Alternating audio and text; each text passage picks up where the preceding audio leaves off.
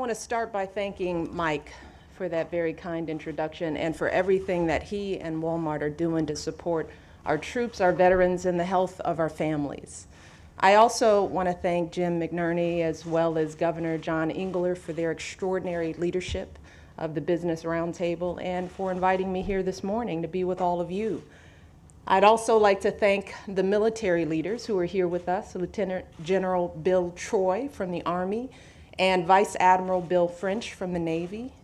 I'd also like to recognize the representatives from the administration who've joined us. You guys wave if you're here.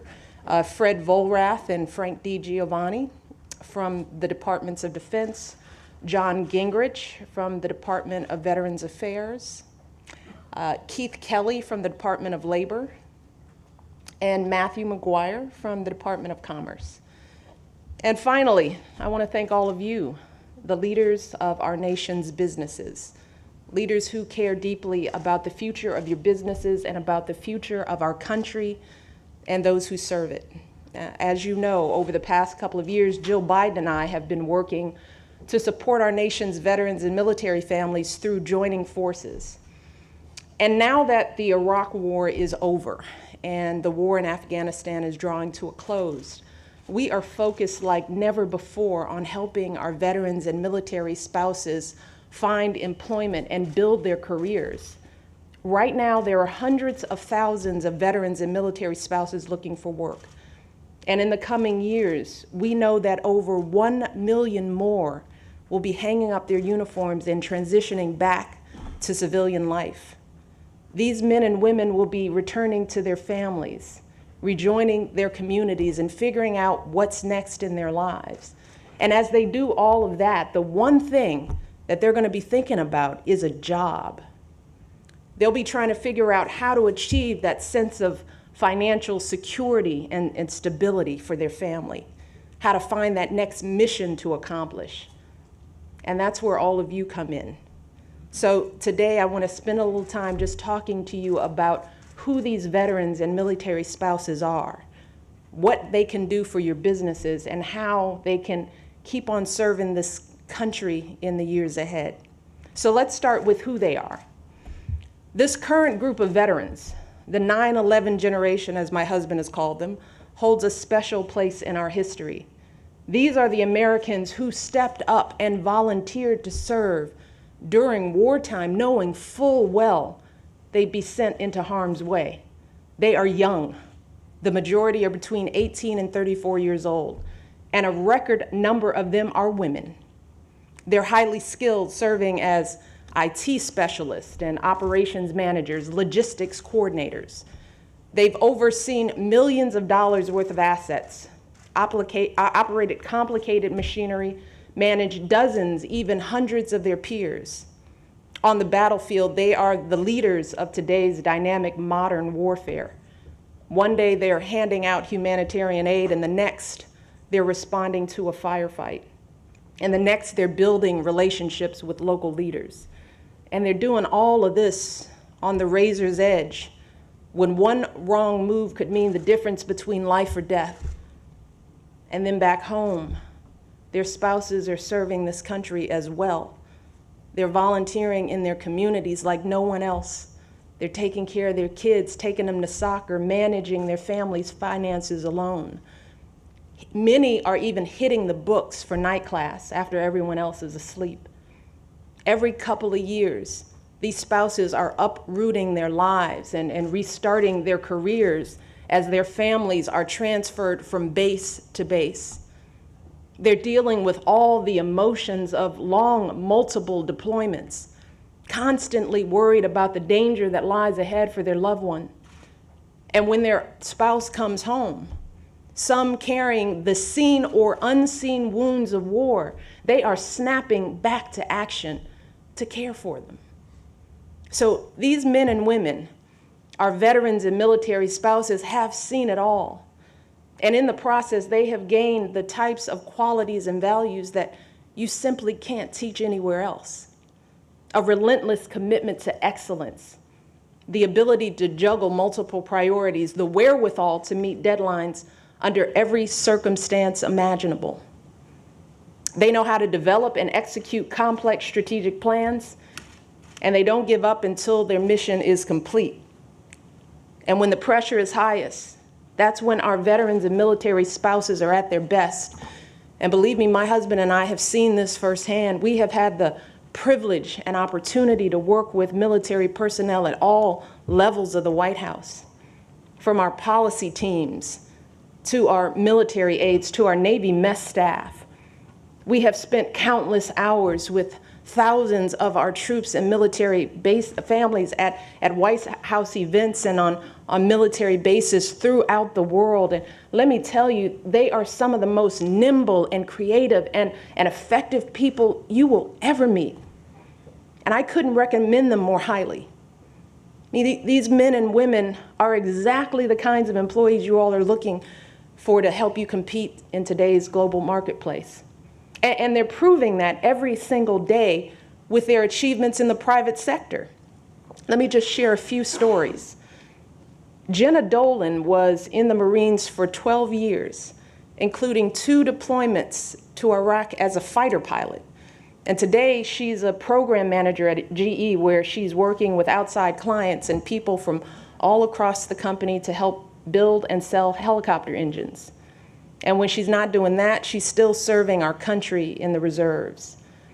There's Holly Liskey, whose husband has been deployed 5 times as a Marine in the last 10 years.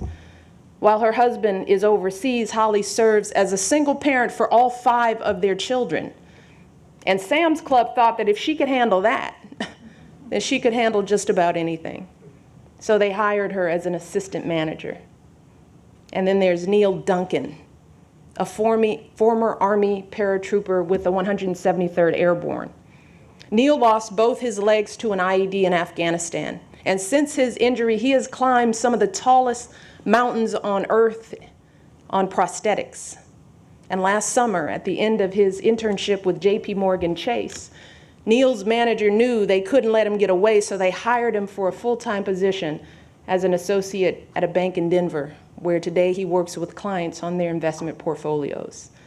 And that's just 3 of thousands of examples I could give. A paratrooper in finance, a military wife supervising dozens of employees, and a fighter pilot who's now a program manager. These folks are dynamic, resilient, and incredibly loyal. They are dedicated and hardworking, and they have what it takes to rise all the way to the top of your companies. And many of you already know this from personal experience. Right here in this room, we have multiple CEOs who have served our armed forces. And I just want to take a moment to say thank you for your tremendous service to our country. Thank you so much. But you don't have to be a veteran to realize that hiring our troops is the right thing to do for your business, which is why in the last 2 years, American businesses, including many represented here today, have taken up my husband's challenge to the private sector. And in the last 2 years, you have hired or trained more than 125,000 veterans and military spouses. And you've committed to hire or train 250,000 more by the end of 2014. So together, we are making real progress. And let me just say, I could not be more grateful for those of you who have stepped up and already made commitments. But I also have to be frank with you as we look ahead to the big picture. While we certainly are encouraged that we continue to chip away at the unemployment rate, right now, 9.4% of post-9/11 veterans, about 200,000 people, are still unemployed. That's almost 2 points higher than the national average. And for women veterans, the rate is even higher. And many young veterans, those ages 18 to 24, more than 1 out of 3 are unemployed.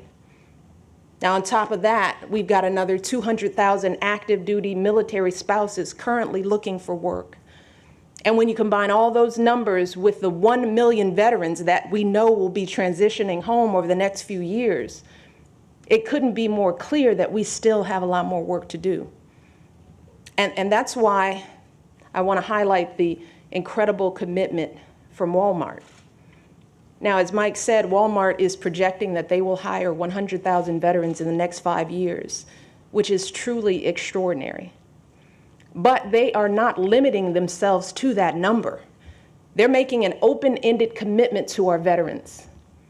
For every veteran who has served honorably and is in need of a job in the year after they separate from the military, Walmart is telling them that they will hire them. And they aren't just looking at annual turnover rates and picking a minimum number they know they can easily hit. Instead, they are setting the bar high. They're saying, no matter what, we've got your back. Just think about that, the power of that level of commitment to those veterans. It's a commitment that carries real weight and real risk, I might add. But Walmart is ready for the challenge. They're not just asking themselves, what can we afford to do? No, they're asking, what more can we do? Now, some of you might be saying, sure, Walmart's in retail. They've got stores in every corner of the country. They're hiring for all kinds of different jobs, from customer service to truck drivers to HR. But while the characteristics of your companies may vary, the character of your commitment to veterans doesn't have to. And whether you're in finance or technology or the food industry, every single one of you can ask yourselves that same question. What more can we do? So today, I want to challenge all of the members of the Business Roundtable to answer that question for your businesses. I mean, think outside of the box.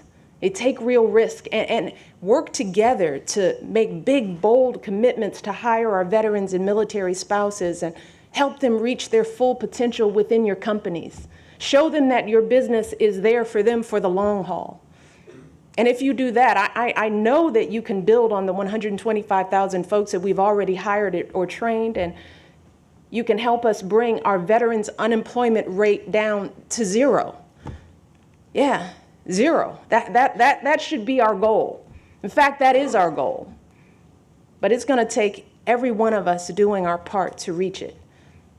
And I want to emphasize that your companies are so uniquely poised to make a real meaningful difference on this issue.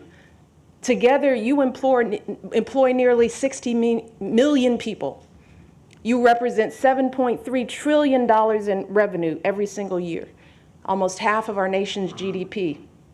So the folks in this room alone have the capacity to end veterans' unemployment in this country. Now, of course, I'm not going to try to sell you on exactly who you should hire or how you should train them. And I do understand that what works for Walmart may not necessarily work for UPS or Motorola.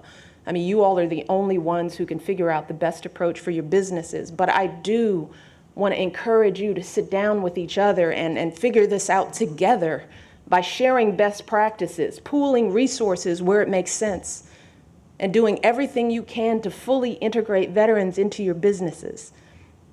And as you all are working hard on this issue, which I know you will, please know that this administration will be with you every step of the way. All the people from across the government that I introduced at the beginning of my remarks are also working hard on this issue within their agencies.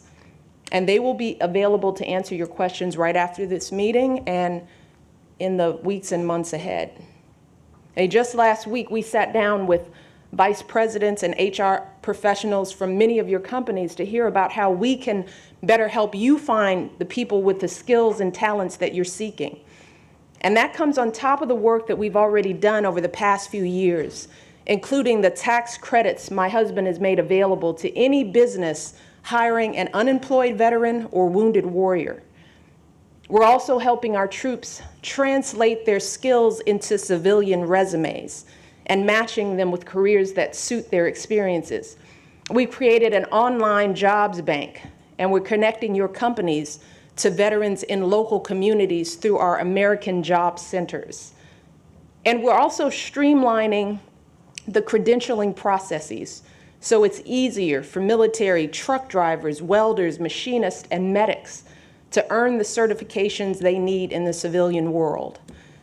So believe me, we are in this together with you. And I also want you to know that folks across this country are in this with you too. I mean, that's what I found to be the beauty of this issue. Whether folks are in the private or public sectors, whether they're from big cities or rural areas, everyone is on board when it comes to supporting our military families.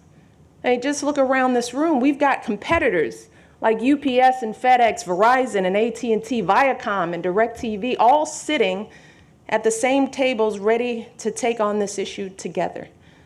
No matter your differences, you're here today because you know that hiring veterans is good for your company and good for our country. And if you do this, if you direct the full power of your businesses to support our veterans, you will be making progress that lifts up this entire nation. You'll be making your businesses more productive, you'll be helping to lower the unemployment rate, and you'll be strengthening our economy. And more than anything else, you'll be showing these veterans what it means to be a member of America's military family. I mean, we have the capacity to redefine what it means to be a grateful nation, that we honor and respect those who serve our country, not just while they're in uniform, but also when they come home and for the rest of their lives. And let's be honest, in previous decades, our country hasn't always met that responsibility. But right now, today, we have an opportunity to show this generation of veterans that they're coming back to a nation that truly appreciates their service, not simply with words, but with real concrete action, action that will profoundly impact the direction their lives take long after they leave the military. We know that finding a job isn't just about a paycheck. It's a pathway to security and stability for these families, allowing them to save for a home, to send their kids to college, to build the life they've always dreamed of. But more importantly, a job is a source of pride. So many of these veterans are just looking for their next mission. They are ready. Because for them, the end of their military service doesn't mean the end of their service to this country. These men and women desperately want to put their training to good use by continuing their service here at home. They want to play a pivotal role in investing in our communities and rebuilding on this recovery. They want to deploy their skills and energies to ensure that we remain the greatest nation on earth. And we owe it to them to give them that opportunity. And we only get one chance at this. And we don't have a moment to waste. These first few months after our troops transition out of service are pivotal. So we got to act fast. Now is the time when they're making decisions that will affect the rest of their lives. Now is the time when they're beginning to feel whether or not this country is truly there for them.